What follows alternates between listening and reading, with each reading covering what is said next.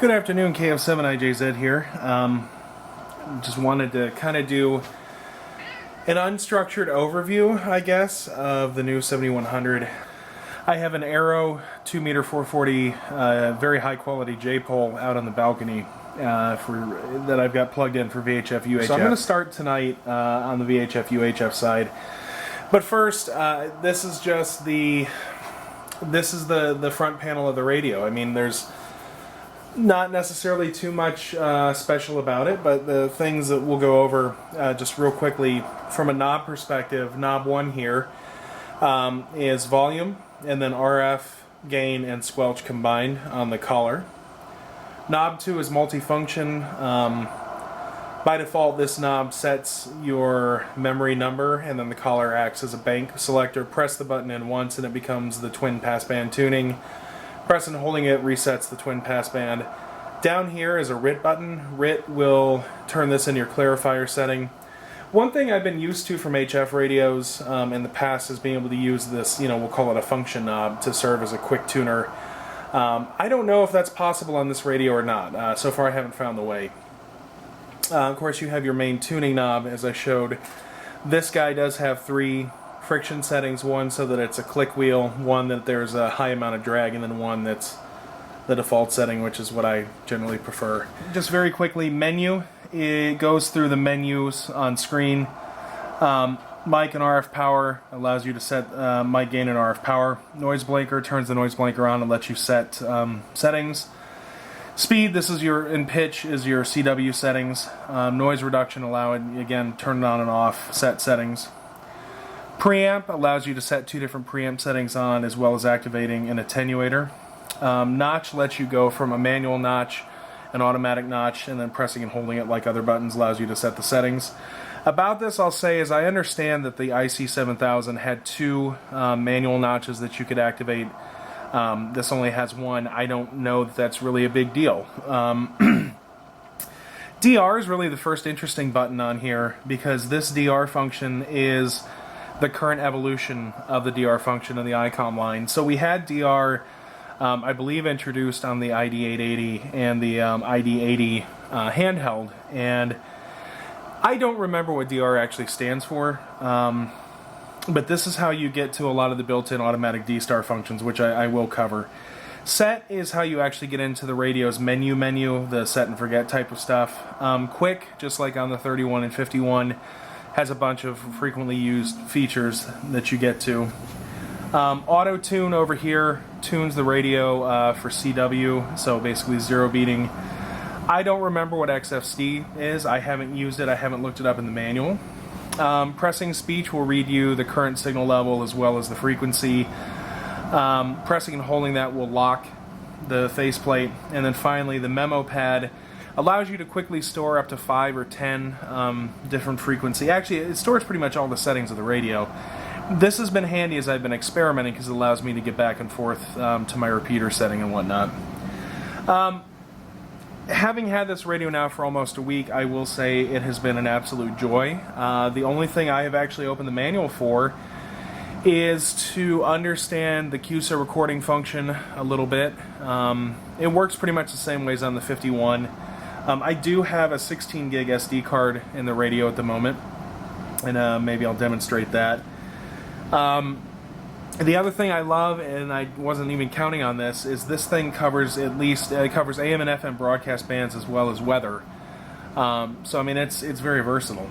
So that's the face unit. Let me go ahead and turn it on.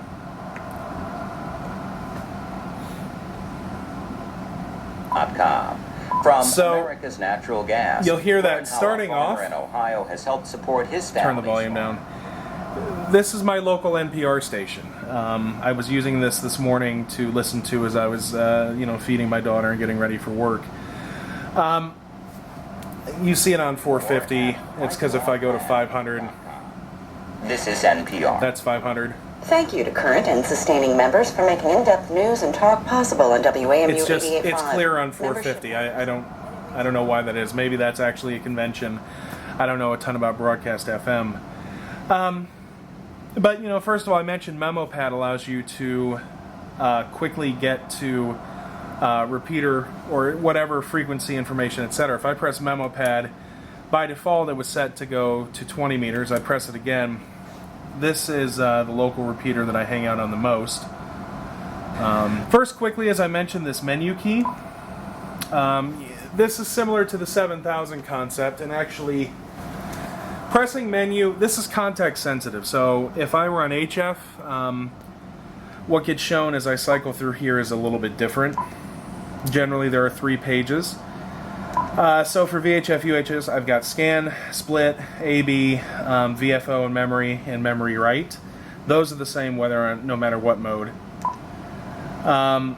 You've got the duplex, tone setting, and voice, which voice will allow me to play back recorded files.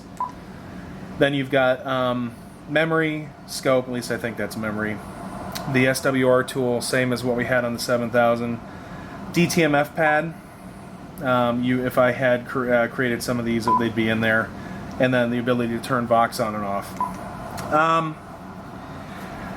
The couple of the things, you guys have seen this. If I want to tune down here, tap that, I can tune it. If I need to get even finer, hold it, tune it. Go back to that. Here by default, we've tapped over here. Oops, I deactivated that. Tap here, I can tune. Notice that down here it automatically shows you the split and it disappears when we get out. This is set up for the United States band plan.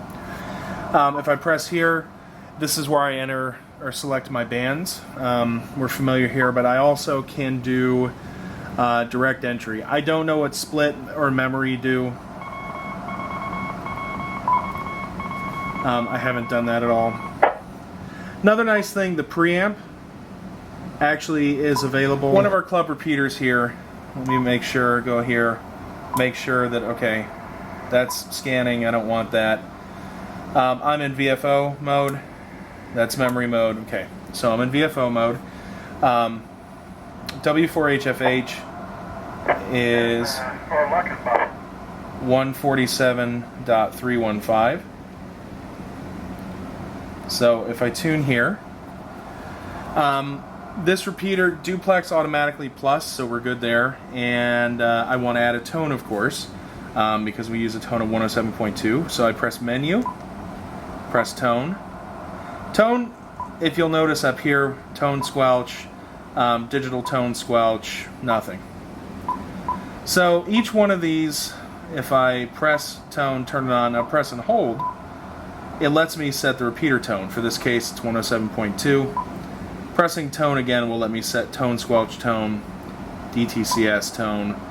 We want repeater tone. Now, there's probably a way to do all the reverses and the odd splits and all that stuff, but I've never run into a system that needed it, so we'll just leave it as is. To basically exit any of these control menus, just press outside of it. Now, not up here, but like generally press above in the blank area, and it'll take you back. Quickly, I'll just go over to set, because I want to go to the top, and we'll go through these items.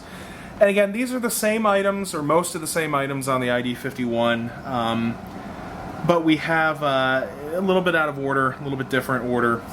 Voice memo is one of my favorite features. So, from the perspective of D-Star, DV Auto Reply would allow me to record a message, and if somebody was doing call sign routing to my call sign, I could actually set a message in this radio that says, I'm not here right now, for instance. But the QSO recorder in general, I can start recording on receive. You could leave this thing running throughout the day, and it can actually record as 16-bit high-quality WAV files to the SD card everything that happens on the repeater for a day. Maybe that's useful if you're trying to track down some folks who are being harassing or aren't behaving well. You have different settings. This menu doesn't have anything else. Something else I'll point out, you can also use this to control. Unfortunately, you still have to touch the item, but in this case, I want recorder set to look at the options. Record mode, transmit and receive, record condition, squelch, breaks, auto. File split means that this thing will create different files for the transmit and receive, which is actually helpful for recording discrete events a little more. Push to talk auto record is what I have now. So when I push to talk, it'll record and then wait for a response and record up to, it'll start by 10 seconds. If it doesn't get any more audio after 10 seconds, it stops. But if you're if you're rag chewing and you wanted to record it, this will basically allow that to happen. If I go back, record start would put the recorder in pause, and again, that's what would allow it to record anytime anybody keys up on the repeater. If I go to play files, you'll see these are broken out by date. If I go here, here's a DV conversation. You'll see that it records the date, the timestamp, the frequency, the mode, and it records this information for all of these. Now, we were having a conversation the other day on the W4HFHC module. Yeah, as far as I can tell, I've even done some light jogging lately. It's been 9 months now, and just done some light jogging and haven't really had too many adverse issues. So far, so good. But it'll be significantly, this year will be a lot better. That fast forwards, and you can go between files. So, yeah, Roger, yeah, Roger. Kilo. Yeah, as far as I can tell. sorry. Kilo Fox 7 India Juliet Zulu. Yeah, Roger. That's it recording. That's it recording my audio as I was trying to break into this conversation. You'll notice it's recording with the microphone here. It's not. It is post-processor as far as the highs and lows, but it's not in this case like after going through the D-Star, the ambient encoder. And something and something VT, I think. This is KF7IJZ. Camera just heard you on, thought I'd pop in there and have my first D-Star conversation on the new 7100. Go ahead. Oh, good afternoon, Jeremy. Sounding good. What'd you do, rob a bank? Yeah, so again, this is the hot new D-Star radio, so that's really cool to have that ability. Of course, I can pull the card out, and I can also throw it in my computer, import it into Audacity or my favorite audio editing program, and do whatever I want there. You also have the ability that if I press and hold, I can delete. So if I want to delete all these QSOs, I can. So you have memory management, and you can also outright format the card. So going back, that was the voice recorder. Under call sign, if we were manually set up to be on D-Star right now, this is where I would manually enter my UR, repeater 1, repeater 2, and my call sign. Each one of these allows me, see, it automatically switched. I can save other call signs. In this case, I can save up to 6. For this will allow me to go through and pick all of the normal D-Star automatic settings that we had in the 51. So for CQ, that'll, that's a default setting. If I go into your call sign, using this will do the gateway like for reflector linking, but you'll notice that here we have built in, just like on the 51, the unlink, the repeater status, the echo test, and then all of the standard D+ reflectors are built into here. So I can easily add that as the UR. If I'd been talking to somebody, these are all the D-Star call signs that I have seen. If I wanted to try to do call sign routing to them, I could very easily. So that's call sign. Receive history. This appears to be just D-Star receive history. I mean, obviously, it's not going to, it tells me if there's a GPS signal riding along. If I click on it, so you can use that. I could actually, if I had a GPS running, I would, and because they do, I would see that information. So let me go back up. Sorry, back. K6CLM has the GPS info. Again, if I get his position, but of course I don't get any of this other information because I don't have my position installed. So if I go back, DV memory is where, first of all, you can set your call sign. You can also, I believe, set up all of your custom reflectors. I think you can add more, although if I press and hold, add, edit, move, delete. So you can set up your own reflectors. I don't know what the limitation is on this. I haven't really played with it much, but again, I haven't read the manual either, and this is pretty intuitive. Go back, repeater list. This is the grand old D-Star repeater list for the entire United States, and as those of us who have a 51 know, this list is maintained by Icom. I think some of the folks on the the Yahoo groups are keeping some of this information. Let me go back. That was DV memory. If I continue down, my station, Again, I can set my call sign and my transmit message. DV set is in here. I have all kinds of my standard D-Star options: auto reply, data transmit, digital monitor, digital repeater set, receive call sign right, receive repeater right, auto detect digital voice, receive record repeater, break an emergency, and the emergency audio frequency level in case I receive an emergency transmission. GPS, if I had a GPS available for this, this is all the exact same stuff on the 51. Set information, position, memory, and then I can set how do I want to beacon my position. And I've got time settings, GPS transmit mode. I can select whether I want it just in the D-Star mode or the APRS compatible mode. At least I'm pretty sure that's what DVA is. Speech. I can basically, one of my favorite features about the 51 is when somebody kerchunks a D-Star repeater, my 51 will read the call sign out to me. This will do that as well. And you can set basically which events the radio will talk to you on, and the voice is fairly good. I've got no complaints about that. It's certainly adequate for average, purposes. Next, I've got the QSO receive log. Now, what happens is every time the radio transmits or receives transmission, there's a CSV file that gets stored onto the card that you have access to, and then I have the ability to pull that information off later and store it in the computer, do analysis on it. Again, I mean, for analog transmissions, you're only getting that it was this repeater, this frequency. For received signals, it records the signal strength. I'm not sure how useful it is, but it certainly is neat.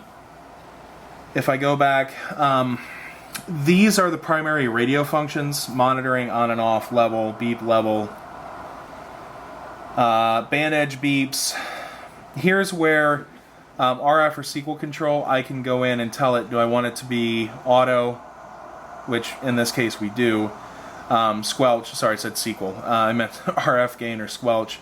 I can set a transmit delay, timeout timer, push to talk, split duplex tuner options. All of these things, memo pad numbers, 5 or 10, is what I mentioned earlier. All of these are your general set it and forget it type settings. Just real quickly, just going through them. Don't know what all of these do. Tone control, this is something else that's very exciting. This radio gives you a lot of control over how your audio sounds. This concept was introduced, again, on the for sure the 51, maybe the 31. Independently set your receive, and you'll notice I can set my tone by mode. Sideband, AM, FM. So for FM, I can set a high pass and low pass filter values, bass and treble values. Same thing, I go to sideband, all the same controls. AM, same controls. DV, same controls. RIDI, filters. CW, high pass, low pass. So, and then wide FM, which is your broadcast FM, I can set, bass and treble for listening. Transmit, same deal. DV, all I have is transmit, bass and treble. FM, transmit, bass and treble. Sideband, notice under sideband we have a lot of different options, bass and treble. But one thing that Icom had as a feature, and it was my experience previously, that this was kind of, I guess, underreported, or people didn't realize it was there, but you actually can control the transmit bandwidth on sideband of your output signal. They give you 3 settings and you can customize the ranges. You see, 100 hertz to 2.9 kilohertz, etc. So that's really cool that you get a lot of that tone shaping in there. Connectors, I haven't played around with this very much. I think this sets modes for the different data ports, like data mod. You're telling it where's data coming in, the mic port, the accessory port, USB port. In our case, we're going to do that all through USB. External keypad. I actually have no idea what this does. That's a manual thing. The control, the CIV stuff, you guys are familiar with this, the Icom users. I guess what I haven't plugged it into a computer yet, so I don't actually know what it does. But I have the feeling that you can make over one USB, make it see two devices. I did confirm that you can do D-Star slow speed data, so digital data, over USB. That is one of the things you can do, and I'm assuming in here you have that ability to look at that. vSend select, and then turning whether or not the packet's 9K6 or not. After connectors, display, pretty, contrast, brightness, peak hold, not a lot of surprises there. Set your date and time, your location, whether or not you want to use the GPS to get your stuff. Under the SD card, the settings of the radio can be stored to the SD card so that if you were to get a new unit, for instance, I could pop this card out and stick it in another one and load the settings, and the radio would be configured how I had it previously. I can also find out that, hey, okay, I've got a 16 gig card. I have the ability to record 275 hours of audio. So that's pretty awesome. And I can format the card, and then I can also unmount it before ejecting it. Under others, you have general information. I can look at all of this, versions, and there has not been a software update that I'm aware of. Cloning, I can calibrate the touchscreen, which oddly enough I did not have to do from the factory. So that kind of covers the set menu. So here we are under DR mode, and this is what I said was the most magical button. Maybe I don't really understand the point of DR mode, and I will admit, even on the 880, I never really read the manual on it. On the 51, it was pretty intuitive, so I never really read the manual on it. But the point is you select your two, and you can pick local CQ, a gateway CQ, or under your call sign you can go in and pick your reflectors and whatnot. But then you have your repeater list, and this is the from is what machine are you actually going to talk to. Now, this is where some of the new D-Star capability gets pretty cool. So under here, press and hold, group select repeater detail meter type. Actually, maybe that's probably not what I want. I think that actually did the equivalent of quick. If I click on here, repeater list, that's what I showed you earlier, where in this case I can go into USA West. Simplex is nice that they added this, because for those of us who use local D-Star hotspots or really the DV dongle, Simplex allows you to do that. And there's some peculiarities, and for those of you who've played with this, you're familiar. The cool thing is there's near repeater, which I actually can't select because I don't have a GPS. This functionality, if I press that, just like on the 51, we will end up having a list of repeaters appear ranked by distance, and there's no filtering. Like, if I'm in the middle of nowhere and the nearest D-Star repeater is 150 miles away, that's still going to be the first repeater that comes up. I really want to see Icom extend this into user customizable lists where I can put in the coordinates for our local repeaters and start building a database, because there's no reason at all this functionality can't be extended out to traditional analog repeaters. Lastly, you can see my transmit history to that machine, and it allows me to select it. If I key up now, you'll see the repeater comes back to me. And as an example, okay, let's say I want to know, first of all, what repeater we're on. Turn the volume back up. Remote system linked. So we're connected to a remote system. Let's say I want to hear what my audio sounds like on the repeater. KF7IJZ echo test. KF7IJZ echo test. You'll see there's my message. And then if I didn't want to be on this repeater or this reflector anymore, Remote system unlinked. okay, and then let's say I want to go to, let's go see what's going on 1 Charlie. It's always a good time. I used to do that quite a bit when I was And boom, the repeater's now linked. So again, I can't wait to see the 2820 replacement that has this functionality built into it. One button, I'm in D-Star mode, all the settings are taken care of, and you click. Notice here we're recording because I had keyed up. So that's it for my overview. Like I said, this has really been more focused around VHF, UHF, and then D-Star. I will do another one that focuses a little bit more on HF as soon as I get time. But thank you all for watching. I really appreciate it. 73 from KF7IJZ.